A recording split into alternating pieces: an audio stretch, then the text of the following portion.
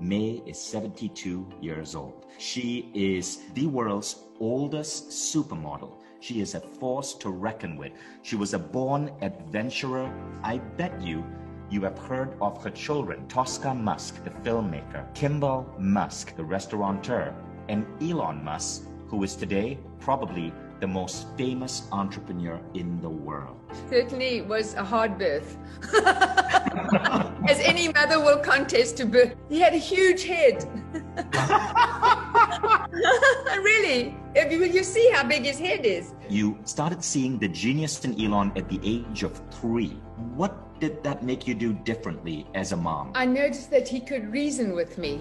And if I would say, well, do that, and he would have a better idea. When he started reading, anything he read, he memorized. I mean, these were volumes of books. He always was very curious. And then when after PayPal was sold, he said, should I do space rockets, or should I do solar panels, or should I do electric cars? And I said, you just do one thing.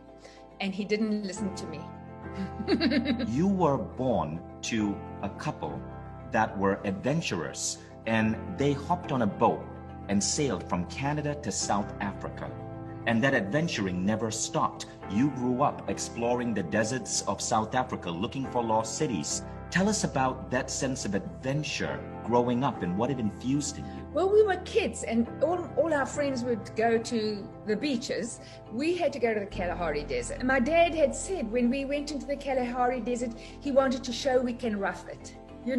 So we would sleep, on the ground with a sleeping bag, and then you zip up the sleeping bag so the hyenas don't bite off your face. And then we had 1 cup of water, my twin sister and I shared it, that we could wash our hands and face in at night, and then in the morning it was frozen, so we'd have to break the ice and then wash our hands and face. So you can live with very little. Do you think there was something about that adventuring that your parents had that you later picked up and then infused into your children? All my children have a survival skill that way. In the beginning, when the rockets were exploding, I would just want to curl up and cry in the corner, whereas Elon would come out and say, now we find out what went wrong and we will do the next one right. Yeah, my children don't have fear. Yeah. As I'm reading A Woman Makes a Plan, this very intriguing story about May, about how when she got her first paycheck, the first thing you bought was a carpet because you had no chairs in your apartment. So you just got a carpet so your kids could be comfortable. And then the second thing you bought was a computer for Elon and Kimball to sit on the carpet and play with that computer. The bareness of the upbringing is astonishing to me. And it reminds me of an interview I heard your son, Elon, give to Neil deGrasse Tyson. Elon said something about how he wanted to see if he could live on $1 a day. And he found that living in an American dormitory, he could live on $1 a day. He'd just go buy ramen noodles and he could survive. And he said that after he realized he could literally survive and not die on $1 a day, it gave him the courage to do all of the other epic things he did in his life. The thing is, when you are trying to survive, then you don't go to the hairdresser. You have to cut your own hair, and I cut my children's hair. You can do without luxuries. And funny enough, when my brothers and my twin sister read my book, they said, we didn't know you were struggling. You never complained. You never asked for money. I said, well, what would I ask for money for? To go to the movies or go out for dinner? Those are luxuries. We didn't have a problem with it. My children never complained, and they even said it was quite fun, So, and you could get secondhand school uniforms, and you figure out things.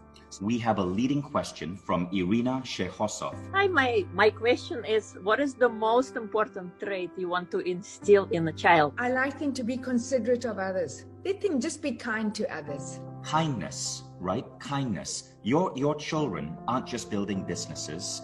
Your children are building businesses that are actually, in a way, healing the world, right? Yes. I mean, they're doing what I consider they're doing good things. Like Elon wants to move the world beyond a carbon economy. He wants to back up the human species by colonizing Mars.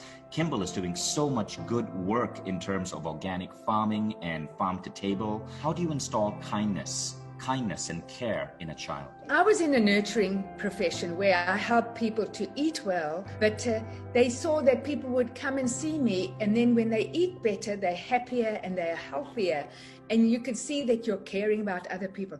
And then my parents were Canadians. They cared about everybody too. My dad was a chiropractor. He kept people in better health. My kids are the same. They care. They find a goal that will help mankind or help, like Tosca with her movies, her Passionflix app, where she has romance movies where the men and women get the same pay, and the female directors, and they romance stories with happy endings, so that the women here are not abused, tortured, violated.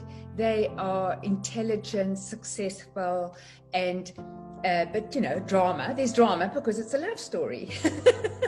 Thank you for ensuring that you raised children who were compassionate and wanted to heal the world, and not evil geniuses. Because imagine if Elon was an evil genius. We'd be freaking screwed. I would never allow that. No evil. Do no evil.